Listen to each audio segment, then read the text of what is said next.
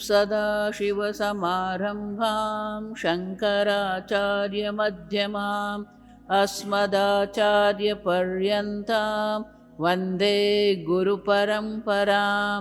श्रुतिस्मृतिपुराणानाम् आलयं करुणालयं नमामि भगवत्पादं शङ्करं लोकशङ्करं। शङ्करं शङ्कराचार्यं केशवं बादरायणं सूत्रभाष्यकृतौ वन्दे भगवन्तौ पुनः पुनः। ईश्वरो गुरुरात्मेति मूर्तिभेदविभागिने व्योमवद्व्याप्तदेहाय दक्षिणामूर्तये नमः। ॐ असतो मा सद्गमय तमसो मा ज्योतिर्गमय मृत्योर्मा अमृतङ्गमय। ॐ शान्ति शान्ति शान्तिः। ॐ सहनाववतु सहनौ भुनक्तु सह वीर्यं करवावहै तेजस्विनावधीतमस्तु मा विद्विषावहै। ॐ शान्ति शान्ति शान्तिः। ॐ नमो भगवते वैवस्वताय मृत्यवे ब्रह्मविद्याचार्याय नचिकेतसे च। ॐ नमो भगवते वैवस्वताय मृत्यवे ब्रह्मविद्याचार्याय नचिकेतसे च। ॐ नमो भगवते वैवस्वताय मृत्यवे ब्रह्मविद्याचार्याय नचिकेतसे च। विशिष्ट अधिकारी विषय प्रयोजन संबंधायाः विद्यायाः। ब्रह्म विद्या के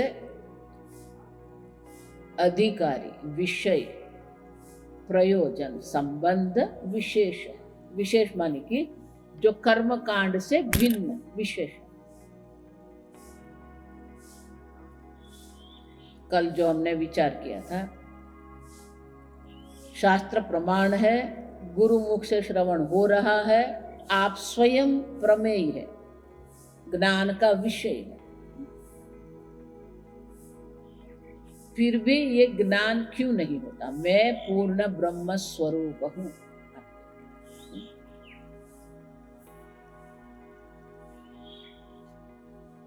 ये पुस्तक है, जब मैं कहती हूँ तो तुरंत आपको ये ज्ञान होता है, ये कठोपनिषद है। आप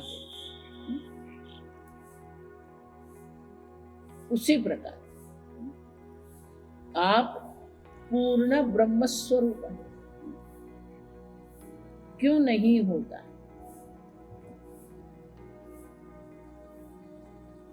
यमेव एष ब्रुणुते। कल जो कहा, वी डोंट चूज अवरसेल्व्स। क्यों?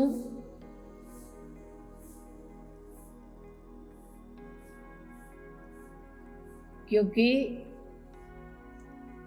हमारी बुद्धि अन्य अनेक विषय में अभी भी सुख बुद्धि करके बैठी।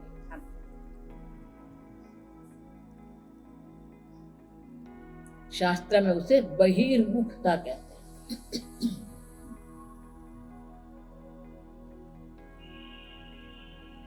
मुंडक उपनिषद में कहते हैं, परांचिखानि व्यतृण स्वयंभुः परां पश्यति न अंतरात्। स्वयंभुः ब्रह्मा जी परमात्मा। ये मनुष्य की एक आदत है। श्रुति माता हमारी आदत प्रकट कर रही है। किसी भी वस्तु के, किसी भी प्रतिकूलता के, किसी भी विघ्न के लिए हम हमेशा अन्य पर दोषारोपण करते हैं। इसके कारण हुआ, ये मनुष्य का स्वभाव है। यहां भी क्या कहते हैं, स्वयंभुः व्यतृणद्वे। ये परमात्मा इन जो है स्वयंभू परमात्मा जो ब्रह्मा जी ने ये इंद्रियां बहिर्मुख बनाकर हमारा नाश कर दिया। परांचिखानि व्यतृण स्वयंभू। क्यों? परांग पश्यति, आत्मा से अन्य सर्व वस्तु का वो दर्शन कर रही है, जान रही है। न अंतरात्मा। दोष किसका है? ब्रह्मा जी का। क्यों? ब्रह्मा जी ने ये इंद्रिया बहिर्मुख बनाई। परांग पश्य, आप समझ।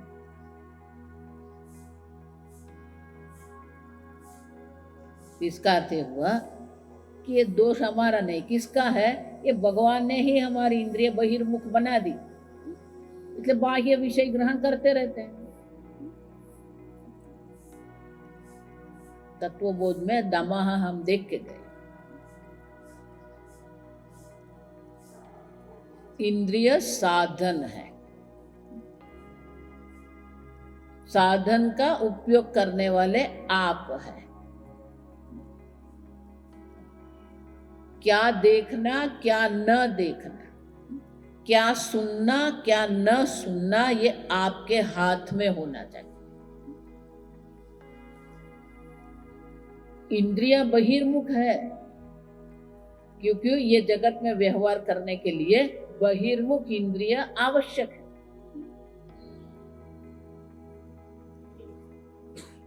लेकिन इंद्रिय के द्वारा आप क्या देखते हैं, क्या सोचते हैं,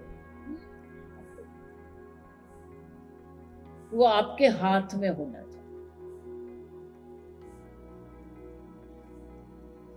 स्वामी जी इसके लिए बहुत सुंदर दृष्टांत देते हैं।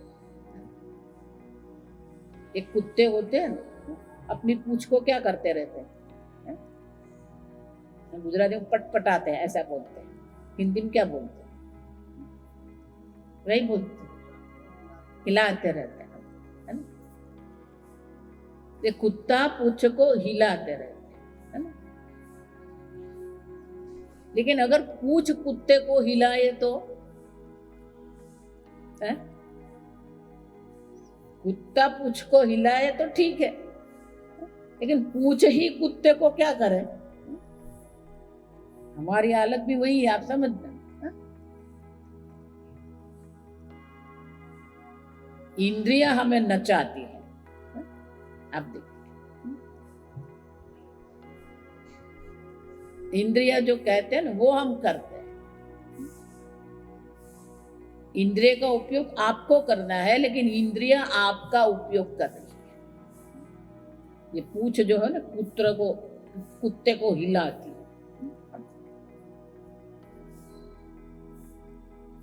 बहिर्मुख इंद्रिया समस्या नहीं है आपसे।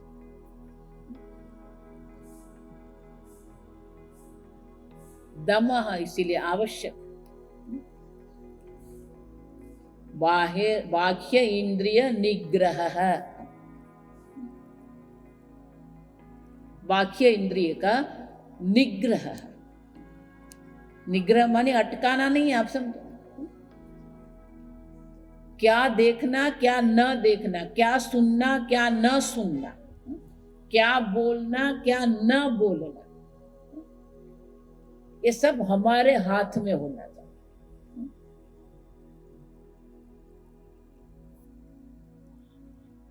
और इसीलिए भले इंद्रिय बहिर्मुख है, परांचिखानि व्यतृण स्वयंभुः परांग पश्यति नान्तरा। इंद्रिय अंतरात्मा के दर्शन के लिए है ही नहीं, आप समझ। इंद्रिय तो शब्द स्पर्श रूप रस गंध को ग्रहण करने के लिए।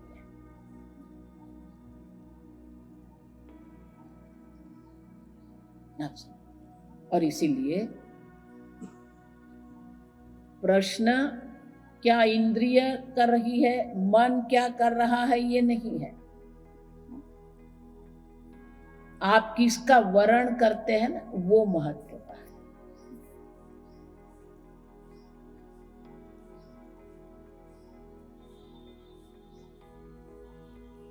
जब तक आप आत्मा का वर्ण नहीं करें तब तक ये ब्रह्म ज्ञान की संभावना नहीं।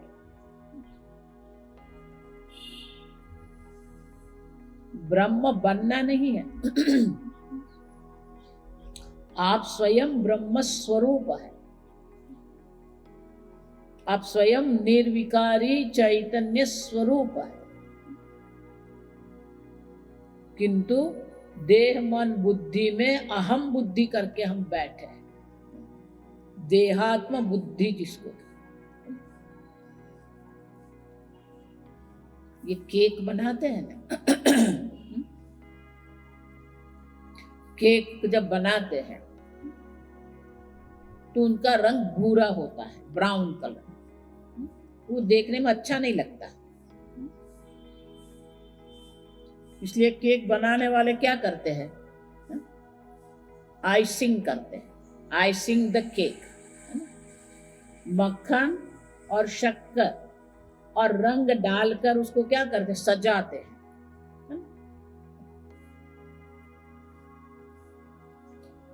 तो क्या केक सजाने से अंदर से जो वो भूरी है, ब्राउन है, वो चला जाएगा?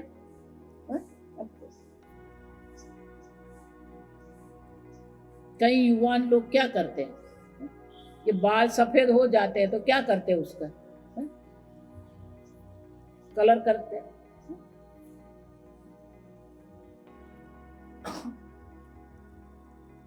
आप अपने श्वेत बाल को स्वीकार नहीं करते, इसलिए किसी की कमाई हो रही है। आप समझ रहे हैं? Somebody is earning money because you don't accept your hair.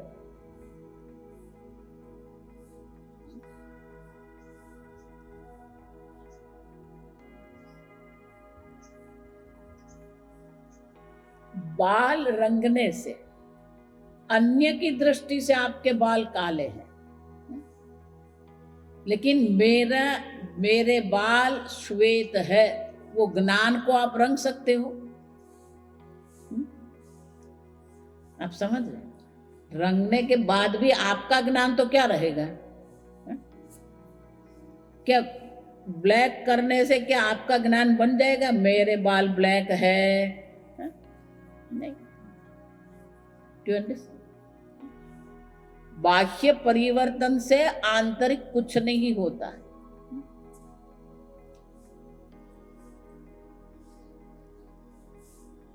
उसी प्रकार से हमेशा हम बाह्य परिवर्तन को महत्व देते हैं। वेदांत ये कह रहा है बाह्य परिवर्तन नहीं, आंतरिक परिवर्तन की आवश्यकता। आंतरिक परिवर्तन होता है, बाह्य परिवर्तन आपको अपने आप हो जाता है।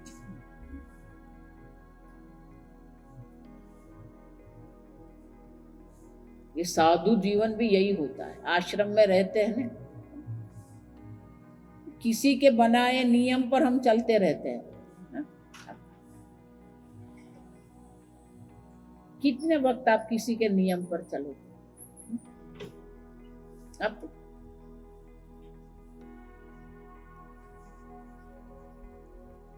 आप समझ, भोपाल में अगर रामदेव बाबा आए, पूरा भोपाल 4 बजे उठ जाएगा। है? कोई वहां जाएगा मैदान में, कोई टीवी पर बैठ जाएगा। 10 दिन पूरा भोपाल 4 बजे उठ जाएगा। रामदेव बाबा गए जैसे थे। क्यों?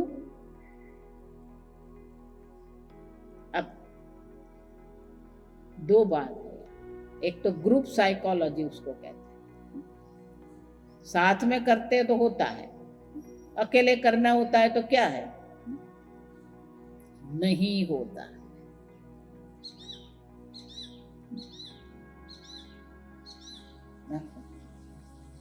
अन्य नियम बनाए और आप उसका पालन करें ना,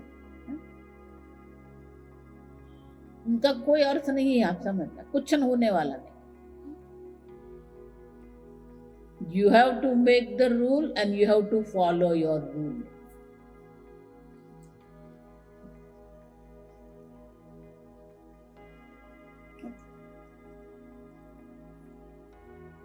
That is what it is telling here. परांची खाने वानी क्या, हमारी इंद्रियों पर हमारा ही नियंत्रण नहीं है। बाह्य अनेक प्रकार से नियंत्रण लाने से क्या होगा,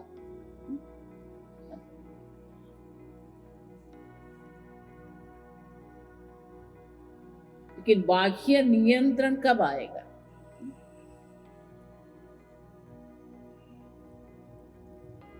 विषया विनिवर्तन्ते निराहारस्य देहिनः रसवर्जम, लाल बत्ती है। आप विषय ग्रहण करना बंद कर देंगे, विषय तो चले जाएंगे, विनिवर्तन, लेकिन विषय में जो रस बुद्धि है, रसवर्जम, रस बुद्धि जो सुख बुद्धि है वो जाति नहीं है, आप समझते। माता जी कुल्फी खाइए, बहुत बढ़िया है,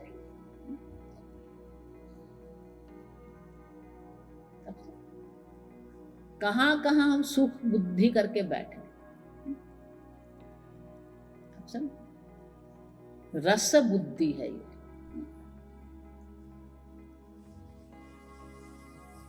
आप ही कुल्फी में सुख बुद्धि करते हो और फिर सोचते हो कि कुल्फी खाने से आनंद आया, ये थूके हुए चाटना है, आप समझ लो। आप ही अंदर सुख बुद्धि रखते हो और फिर आप खाते हो और सोचते हो कि कुल्फी खा के आनंद मिल गया।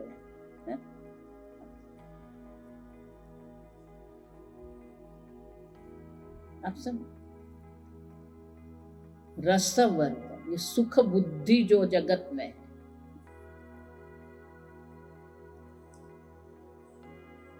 यहां भी हम देख के गए, गर्भावास, जन्म जरादि उपद्रव, हमें तो उपद्रव दिखता ही नहीं है। कई बार हमें तो वेदांत उठना उपद्रव लगता है, सुबह में उठना ही उपद्रव लगता है, ध्यान करना उपद्रव लगता है।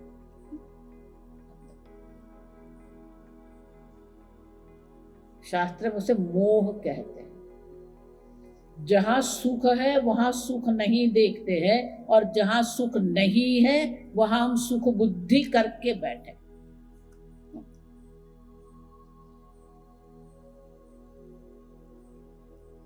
और इसीलिए ये शास्त्र अध्ययन में जप तप ध्यान, निद्रा आवश्यक है।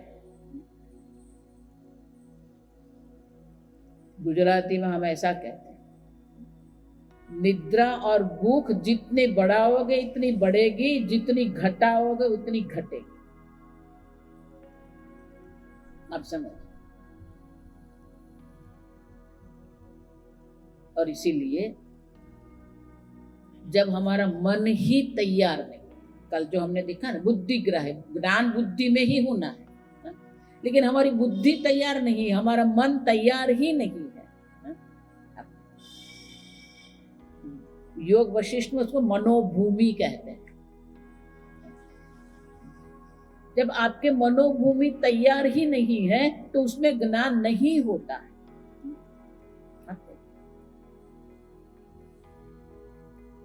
ये मनोभूमि है।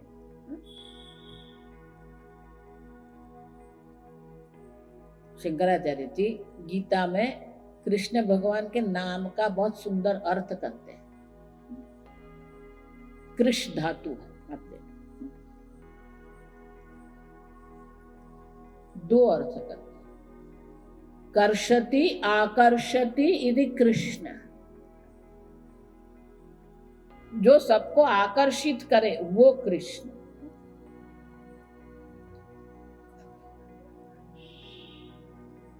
दूसरा अर्थ करते हैं कृषि। आप देखिए,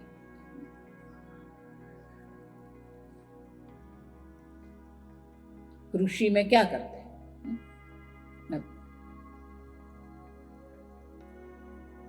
प्रत्येक जो भूमि है, सब भूमि को आप खेत कहेंगे?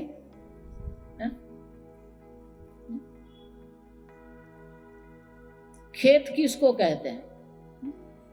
फार्म। सब भूमि को फार्म कहेंगे आप? नहीं। जहां पर हम नई फसल ले सकते हैं उसे खेत कहते हैं, है ना? तो सब भूमि में क्या फसल ले सकते हैं हम?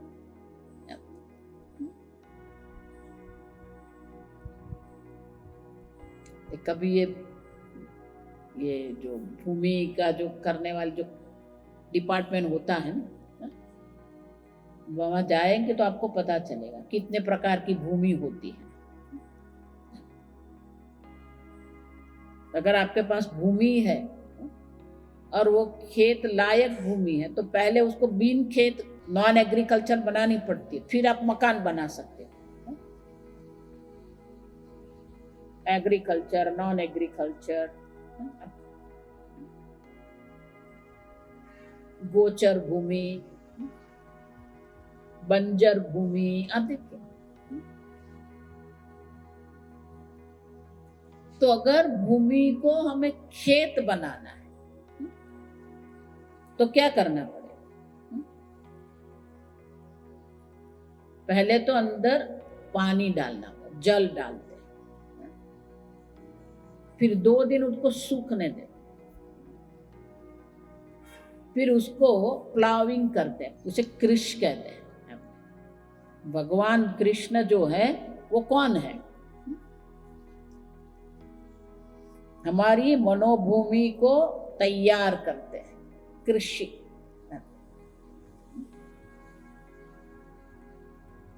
ज्ञान के लिए तैयार करते हैं, इसलिए कृष्ण कहते हैं। उसको जोतना पड़ता है, जोतने के बाद जहां जहां कंकड़ है निकालना पड़ता है। 2-3 बार ऐसा करे तब वो खेत के लिए तैयार होते।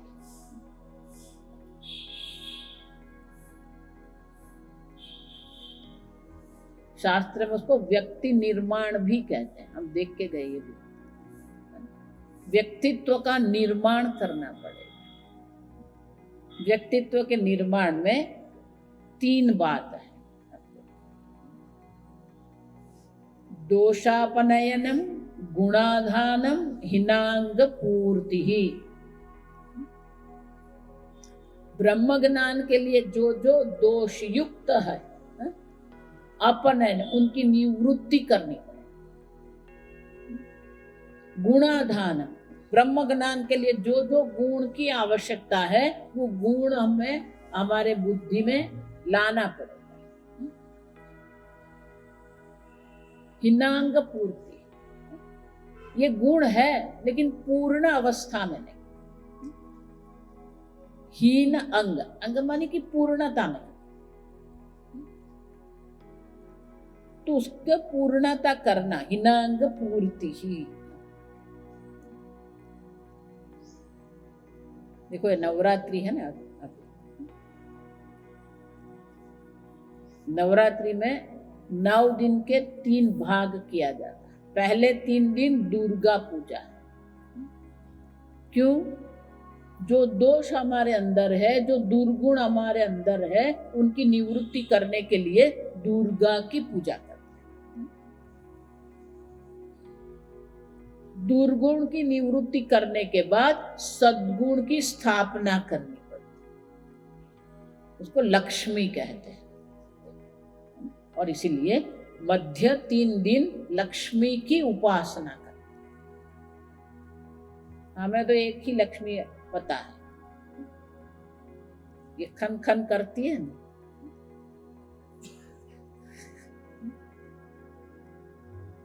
अष्टलक्ष्मी, धन लक्ष्मी, धान्य लक्ष्मी, सौभाग्य लक्ष्मी, गृह लक्ष्मी, संतान लक्ष्मी, विद्या लक्ष्मी, विजय लक्ष्मी, विद्या लक्ष्मी, वीर्य लक्ष्मी, गुणाधानम। मध्य 3 दिन में हम क्या करें? लक्ष्मी पूजा के द्वारा, लक्ष्मी की उपासना के द्वारा ये गुणाधान करना।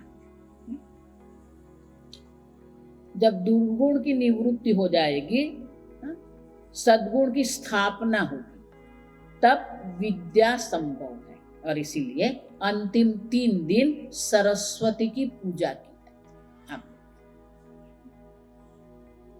यही है, आप समझ, दोषापनयनम गुणाधानम।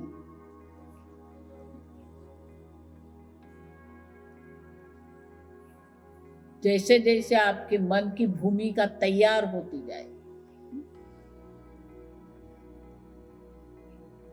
तो कैसे पता चले कि हमारी मन की भूमिका तैयार हुई कि नहीं हुई? आपकी मन की भूमिका जब तैयार होती है, तो हमें ये ब्रह्म विद्या में आनंद आने लगता है। जब करने में आनंद आता है, पूजा करने में आनंद आता है, शास्त्र अध्ययन में आनंद आता है, ध्यान करने में आनंद आता है।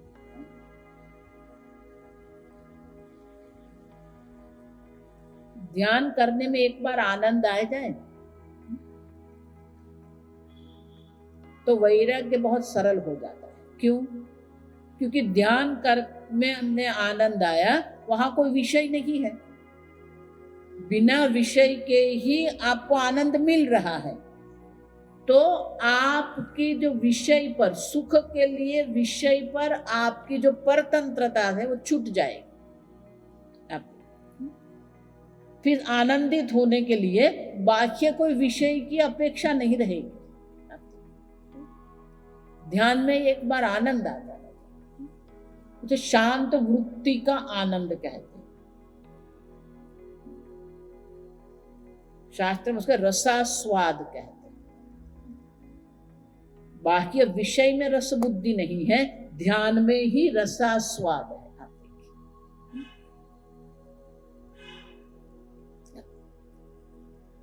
पंचदशी में उसे योगानंद कहते हैं। पंचदशी में उसको क्या कहते हैं? योगानंद।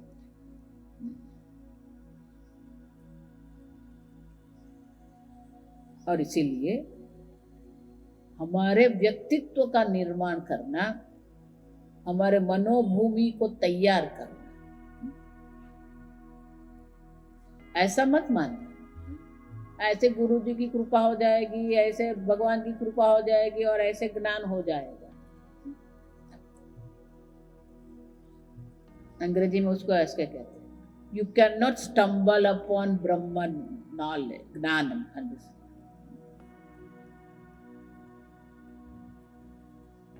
अचानक ब्रह्म ज्ञान हो जाएगा, ऐसा कुछ है ही नहीं। आप समझ,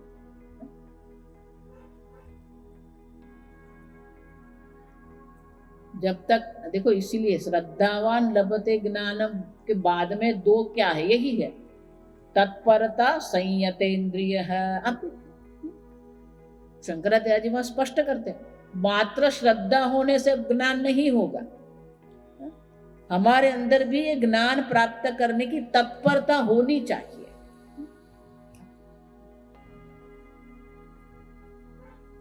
शंकराचार्य जी कहते हैं, श्रद्धा भी है, तत्परता भी है, लेकिन संयत इंद्रिय नहीं है, अपने व्यक्तित्व पर प्रभुत्व नहीं है, तो भी ये ज्ञान नहीं होगा।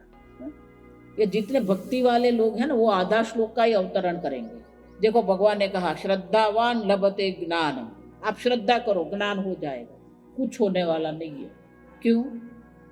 अगर तत्परता ही नहीं है हमारे अंदर, न मोक्ष की तत्परता है, न ब्रह्म विद्या की तत्परता है। शंकराचार्य जी वहां स्पष्ट कर देते, तीनों होना चाहिए तो ज्ञान होगा। श्रद्धावान होना चाहिए, तत्पर होना चाहिए, संयत इंद्रिय, तो ये ब्रह्म ज्ञान। वो तत्परता हमारे अंदर आनी चाहिए, और अधिक श्रवण करें, और अधिक श्रवण करें। भागवत में पृथु राजा को जब पूछा गया कि आप वरदान मांगिए, तो पृथु राजा ने क्या वरदान में मांगा, आप देखिए।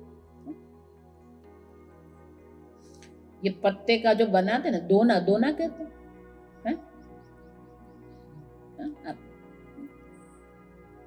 ये पलाश के पत्ते का बनाते हैं, थाली भी बनाते हैं, और दोना, दोना ही कहते हैं। तो पृथु राजा ये कहते हैं कि मेरे पास ये कान रूपी दो दोना है, जिससे मैं ईश्वर के बारे में जो सुनता हूं, ईश्वर रस, कथा रस का पान कर रहा हूं, लेकिन उससे मुझे तृप्ति नहीं हो रही है। भगवान, मैं 1000 हजार कान रूपी दोने से ये कथा रस का पान करूं। आप देखिए, आपसे हमारे अंदर भी वो तत्परता है, अधिक से अधिक श्रवण करें, अधिक अधिक ध्यान करें, उसी में हमें रसपान होना। शास्त्र में कहते हैं कंटकम कंटके नहीं। एक कांटा लग गया है तो दूसरे कांटा माने कि उतना ही शार्प वस्तु चाहिए जिससे निकल सकता है वो। अब यहां रस बुद्धि है तो क्या करनी पड़ेगी, एक रस बुद्धि की निवृत्ति के लिए दूसरे स्थान पर रस बुद्धि करनी पड़ेगी। शास्त्र श्रवण में, ध्यान में, जप में जब हमें रस बुद्धि हो जाएगी, ये अपने आप छूट जाएगी। आगे वैराग्य में देख के गए, छोड़ना नहीं है, छूटना चाहिए। यहां रस बुद्धि हो जाएगी, वो अपने आप छूट जाएगी, छोड़ना नहीं पड़ेगा।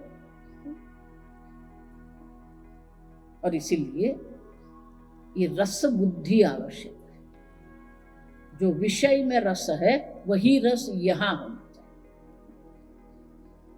जितना रस यहां बढ़ता जाएगा ना, वो छूटता जाएगा, छोड़ना नहीं पड़ेगा। और इसीलिए शास्त्र श्रवण में भी एक आनंद आना चाहिए, और अधिक आप देखिए, वो जिज्ञासा, वो तत्परता हमारे अंदर जब आएगी तो ये ज्ञान संभव है। आगे हम कल ओम शन्नो मित्र शं वरुणः शन्नो भवत्वर्यमा शन्न इन्द्रो बृहस्पतिः शन्नो विष्णुरुक्रमः नमो ब्रह्मणे नमस्ते वायो त्वमेव प्रत्यक्षं ब्रह्मासि त्वामेव प्रत्यक्षं ब्रह्मावादिशं ऋतमवादिशं सत्यमवादिशं तन्मामावीत् तद्वक्तारमावीत् आवीन्माम् आवीत् वक्तारम्। ओम शांति शांति शांति।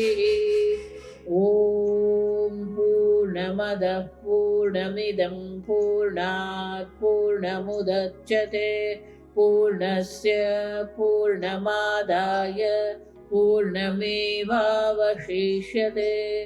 ओम शांति शांति शांति। हरि ओम श्री गुरुभ्यो नमः। हरि ओम।